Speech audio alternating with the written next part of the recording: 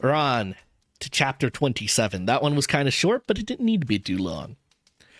Cousin Georgiana came down the lane leading up to her little house. She lived half a mile out of Deerwood, and she wanted to go into Amelia's and find out if Doss had come home yet. Cousin Georgiana was anxious to see Doss. She had something very important to tell her, something she was sure Doss would be delighted to hear. Poor Doss. She had had a rather dull life of it. Cousin Georgiana owned to herself that she would not like to live under Amelia's thumb. But that would be all changed now. Cousin Georgiana felt tremendously important. For the time being, she quite forgot to wonder which of them would go next. And here was Doss herself, coming along the road from Roaring Abel's in such a queer green dress and hat. Talk about luck. Cousin Georgiana would have a chance to impart her wonderful secret right away, with nobody else about to interrupt. It was, you might say, a providence. Valancy, who had been living for 4 days on her enchanted island, has decided that she might as well go into Deerwood and tell her relatives that she was married. Otherwise, finding that she had disappeared from Roaring Abel's, they might get out a search warrant for her. Barney had offered to drive her in, but she had preferred to go alone. She smiled very radiantly at Cousin Georgiana, who she remembered as of someone who known a long time ago had not really been a bad little creature. Valancy was so happy that she could have smiled at anybody, even Uncle James. She was not averse to Cousin Georgiana's company.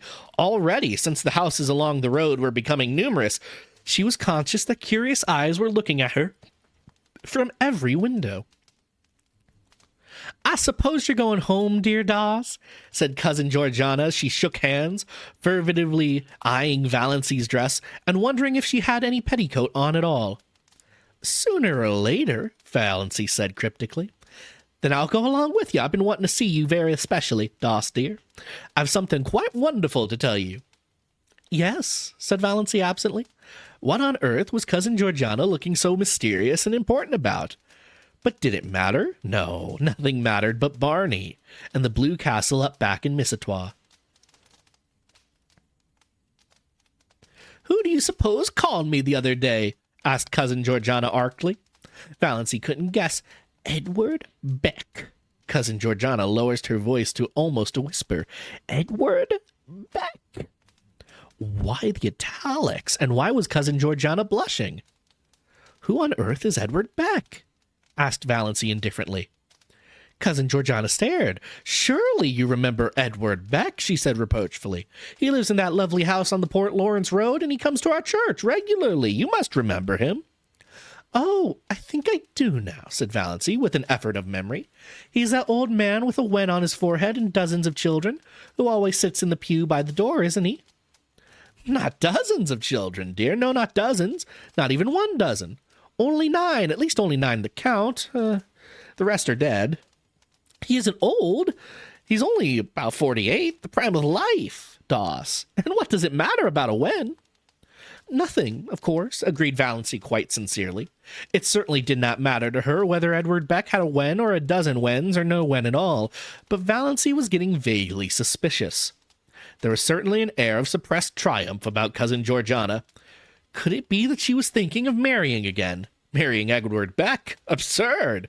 Cousin Georgiana was 65 if she were a day, and her little anxious face was as closely covered with fine wrinkles as if she had been 100. But still... "My dear," said Cousin Georgiana, "Edward Beck wants to marry you." Valancy stared at Cousin Georgiana for a moment. Then she wanted to go off into a peal of laughter, but she only said, "Me? Yes, you. He fell in love with you at the funeral, and he came to consult me about it. I was such a friend of his first wife, you know. He is very much in earnest, Dossie, and it's a wonderful chance of you. He's very well off, and, you know, you... "I'm not so young as I once was," agreed Valancy. "To her that hath shall be given." "Do you really think I would make a good stepmother, Cousin Georgiana?" "I'm sure you would. You were always so fond of children." "But 9 is such a family to start with," objected Valancy gravely. "The 2 oldest are almost grown up, and the 3rd almost as well. That leaves only 6 that really count, and most of them are boys. So much easier to bring up than girls. There's an excellent book, Health Care of the Growing Child. Gladys has a copy, I think. It'd be such a help to you. And there are books about morals. You'd manage nicely. Of course, I told Mr. Beck that I thought you would jump at him, supplied Valancy. Oh, no, dear. I wouldn't use such an indelicate expression. I told him I thought you would consider his proposal favorably. And you will, won't you, dearie? There's only one obstacle, said Valancy dreamily. You see, I'm married already. Married? Cousin Georgiana stopped stock still and stared at Valancy. Married? Yes, I was married to Barney Snaith last Tuesday evening in Port Lawrence.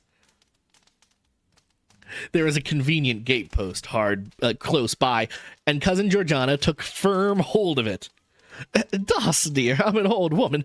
Are you trying to make fun of me? Oh, not at all. I'm only telling you the truth.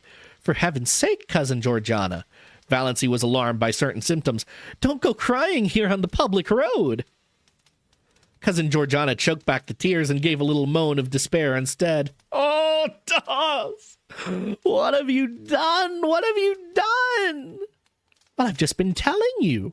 I've got married, said Valancy, calmly and patiently. That part is snail. Why, they say he's had a dozen wives already. I'm the only one round at present, said Valancy.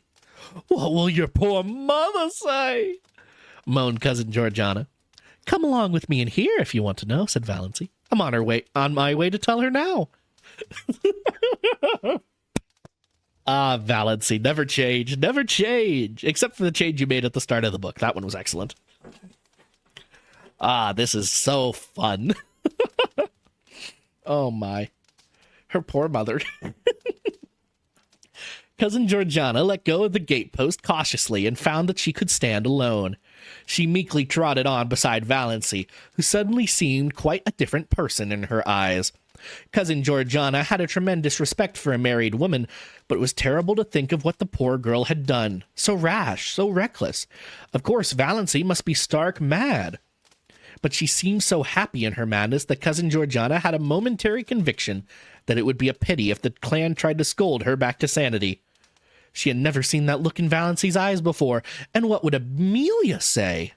And Ben? To marry a man you know nothing about, thought Cousin Georgiana aloud. I know more about him than I know of Edward Beck, said Valancy. Edward Beck goes to church, said Cousin Georgiana. Does your husband? He has promised that he will go with me on fine Sundays, said Valancy. When they turned in at the Sterling Gate, Valancy gave an exclamation of surprise. Look at my rose bush! Why, it's blooming!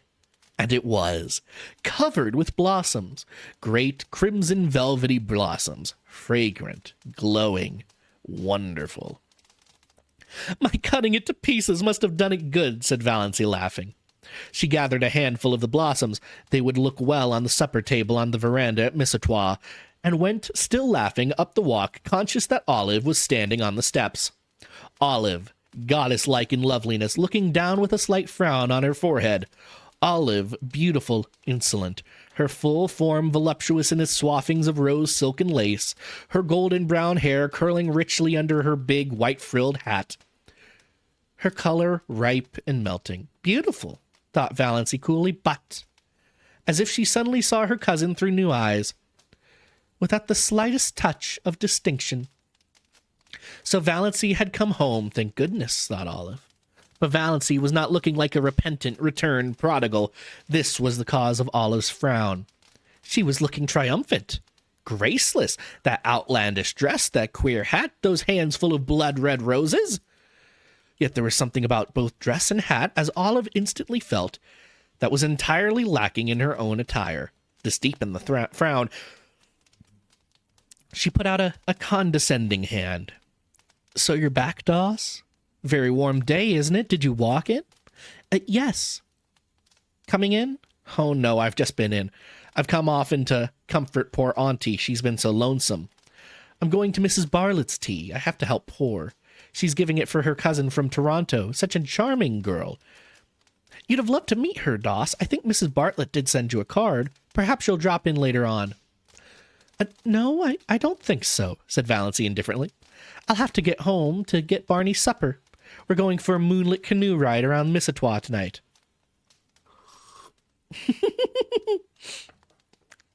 Barney? Supper? Gasped Olive. What do you mean, Valancy Sterling? Valancy Snaith, by the grace of God. Valancy flaunted her wedding ring in Olive's stricken face. Then she nimbly stepped past her and into the house. Cousin Georgiana followed. She would not miss a moment of the great scene, even though Olive did look as if she were going to faint. Olive did not faint. She went stupidly down the street to Mrs. Bartlett's. What did Doss mean? She couldn't have. That ring! Oh, what fresh scandal was that wretched girl bringing on her defenseless family now? She should have been shut up long ago. Valancy opened the sitting room door and stepped unexpectedly right into a grim assemblage of Sterlings. They had not come together of malice prepense. Aunt Wellington and Cousin Gladys and Aunt Mildred and Cousin Sarah had just called in on their way home from a meeting of the Missionary Society. Uncle James had dropped in to give Amelia some information regarding a doubtful investment. Uncle Benjamin had called, apparently, to tell them it was a hot day and to ask them what the difference between a bee and a donkey was. Cousin Stickles had been tactless enough to know the answer. One gets all the honey, the other gets all the wax. Oh, that's rather good. One gets all the... Because bees make... Oh, that's rather good. Ah. And Uncle Benjamin was in a bad humor. In all of their minds, unexpressed, was the idea of finding out if Valancy had yet come home, and if not, what steps must be taken in the matter. Well, here was Valancy at last, a poised, confident thing, not humble and deprecating as she should have been, and so oddly, improperly young-looking. She stood in the doorway and looked at them. Cousin Georgiana timorous, expectant behind her. Valancy was so happy she didn't hate her people anymore. She could even see in them a number of good qualities that she had never seen before, and she was sorry for them. Her pity made her quite gentle. "Well, Mother," she said pleasantly. "So you've come home at last," said Mrs. Frederick, getting out a handkerchief. She dared not be outraged, but she did not mean to be cheated of her tears. Well, not exactly," said Valancy. She threw her bombshell in. "I thought I ought to drop in and tell you I was married. Last Tuesday night to Barney Snaith." Hi, Jade. Hi, Jade. You missed her first kiss. It was glorious. It's all great, going great. She's telling her family right now she got married to the town vagabond. It's amazing. Also, I have a peppermint tea. Everything is great today. We're having a great day. Oh my gosh, it's so good.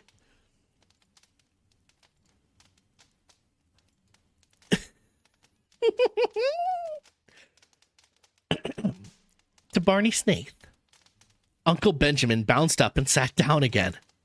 "God bless my soul," he said dully. The rest seemed to turn to stone, except Cousin Gladys, who turned faint. Aunt Mildred and Uncle Wellington had to help her out to the kitchen. She would have to keep up the Victorian tradition, said Valancy with a grin. She sat down, uninvited, on a chair, and Cousin Stickles had begun to sob. "Is there one day in your life that you haven't cried?" asked Valancy curiously. "Valancy," said Uncle James, being the first to recover the power of utterance. "Did you mean what you said just now?" "I did." "Do you mean to say that you've actually gone and married that notorious Barney Snaith, that criminal, that..." I have married him." "Then," said Uncle James violently, "you are a shameless creature, lost to all sense of propriety and virtue, and I wash my hands entirely of you. I do not want ever to see your face again." "Well, what will you have left to say when I commit murder?" asked Valancy. Uncle Benjamin again appealed to God to bless his soul. "That drunken outlaw, A dangerous spark appeared in Valancy's eyes. They might say what they liked to of her, Oh, they might say what they like to her and of her, but they should not abuse Barney. Say damn, and you'll feel better, she suggested. I can't express my feelings without blasphemy, and I tell you, you've covered yourself with eternal disgrace and infamy by marrying that drunkard. You would not be more endurable if you got drunk occasionally. Or you would be more endurable if you got drunk occasionally. Barney is not a drunkard. He was seen drunk in Port Lawrence, pickled to the gills, said Uncle Benjamin. If that is true, and I don't believe it, he had a good reason for it. Now, I suggest you all stop looking tragic and accept the situation. I'm married. You can't undo that, and I'm perfectly happy. I suppose we ought to be thankful he has really married her, said Cousin Sarah, by way of looking on the bright side. If he really has, said Uncle James, who had just washed his hands of Valancy. Who married you? Mr. Towers of Port Lawrence. By a free Methodist, groaned Mrs. Frederick, as if to have been married by an imprisoned Methodist would have been a shade less disgraceful. I love this book. I love this book so much. I need to get a physical copy. I need to. It was the first thing she had said. Mrs. Frederick didn't know what to say. The whole thing was too horrible, too nightmarish. She was sure she must wake up soon, after all their bright hopes at the funeral. It makes me think of those, what do you call them, said Uncle Benjamin helplessly. Those yawns, fairies taking babies out of their cradles. Valancy could hardly be a changeling at 29, said Aunt Wellington satirically. She was the oddest-looking baby I ever saw, anyway.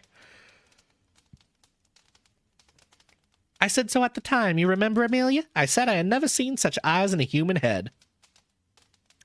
I'm glad I never had any children, said Cousin Sarah. If they don't break your heart in one way, they do it in another. Isn't it better to have your heart broken than to have it wither up? Queried Valancy. Before it could be broken, it must have felt something splendid. That must be worth the pain. Dippy. Clean dippy she is, muttered Uncle Benjamin with a vague, unsatisfactory feeling that somebody had said something like that before. Valancy, said Mrs. Frederick solemnly, do you ever pray to be forgiven for disobeying your mother? I should pray to be forgiven for obeying you for so long, said Valancy stubbornly. But I don't pray about that at all. I just thank God every day for my happiness. I would rather, said Mrs. Frederick, beginning to cry rather belatedly, see you dead before me than listen to what you've told me today.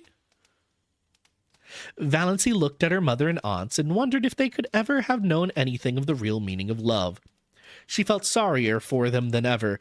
They were so very pitiable, and they never suspected it.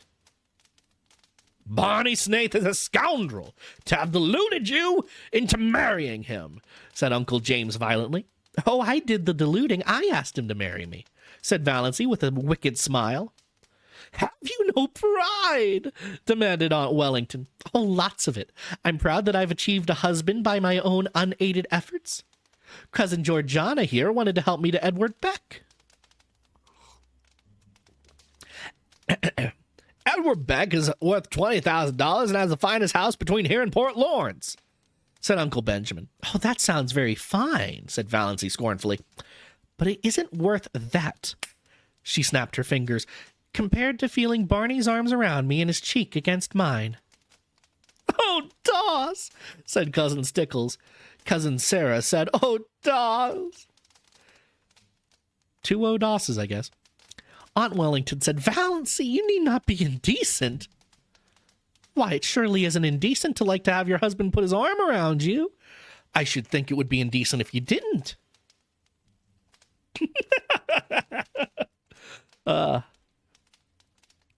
Why expect decency from her?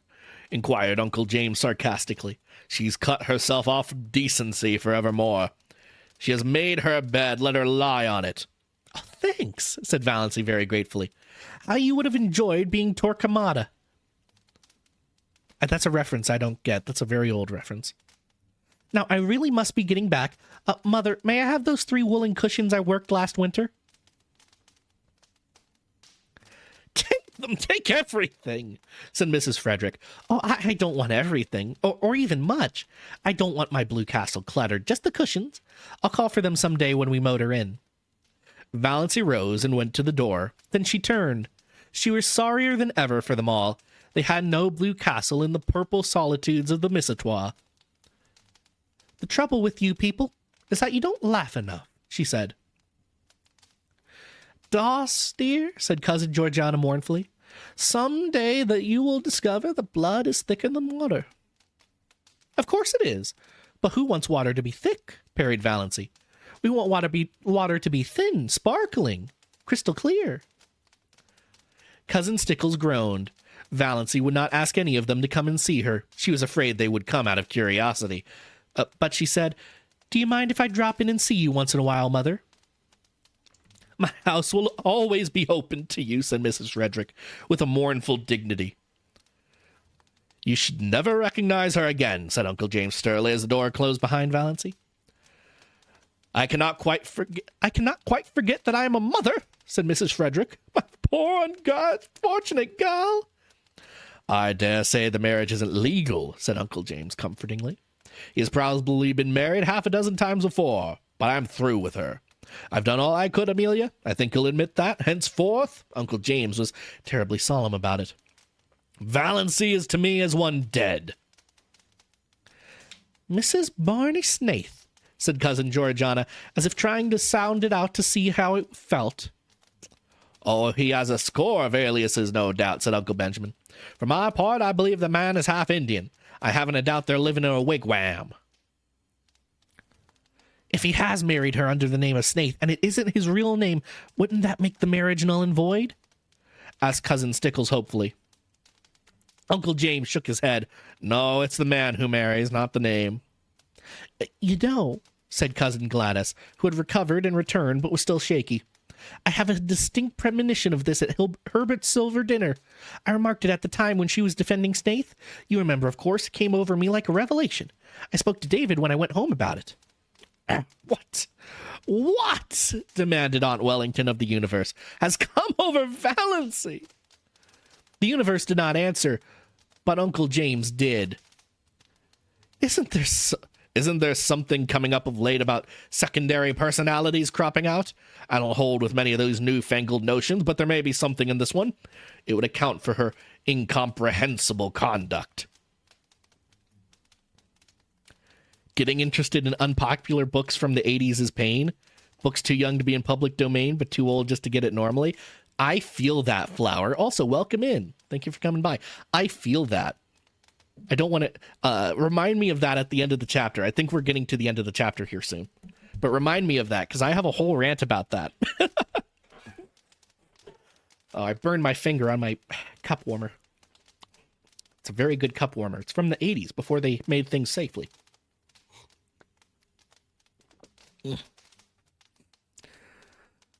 Valancy is so fond of mushrooms, sighed Cousin Georgiana. I'm afraid she'll get poisoned eating toadstools by mistake living up back in the woods. There are things worse than death, said Uncle James, believing that it was the first time in the world that such a statement had been made. Nothing can ever be the same again, sobbed Cousin Stickles. Valancy, hurrying along the dusty road back to cool Mississauga and her purple island, had forgotten all about them, just as she had forgotten that she might drop dead at any moment if she hurried. And that's the end of the chapter. The book you want to get is The Dictionary of Imaginary Places from Alberto Manguel Gianni Guadalupe. It is a book that's a dictionary of world building. Oh, that's very fun. No wonder you can't find it. That sounds incredibly niche. I have a similar book myself. My father owns the only copy I've ever seen in my life. It's from a sci-fi author named C.J. Cherry. Cherry with an H on the end because it's more sci-fi. I didn't make that up. That was her actual reasoning. A while back, I found her website where she was pushing off old authors' copies of the books that she had written over the years. 30 or some sci-fi novels over the years that she had written.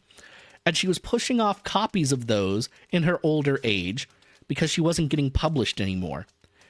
And even on her own website, she made no mention of this book, which leads me to believe she's somewhat ashamed of it, which is a shame because it's a very good book. It's called Rider at the Gate. I've ranted about it on this channel many times before, but having gone down the rabbit trail, I'm even more distressed about it because I truly believe that there's only a handful of copies left in the world, and one of them is in my father's shed where he refuses to read it, but he also refuses to let me have it because he might want to read it again someday himself. I can't really judge him for that. I have many books on my shelf that serve quite the same purpose, but it does make me a little sad. I don't know that I could find it anywhere.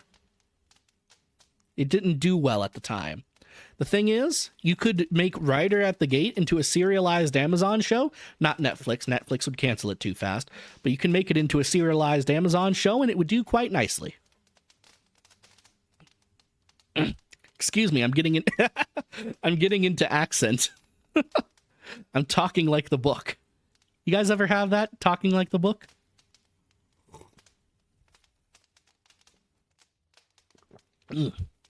Our last 3 chapters today are the shorter kind, so it shouldn't be too much longer. But we're having a lot of fun.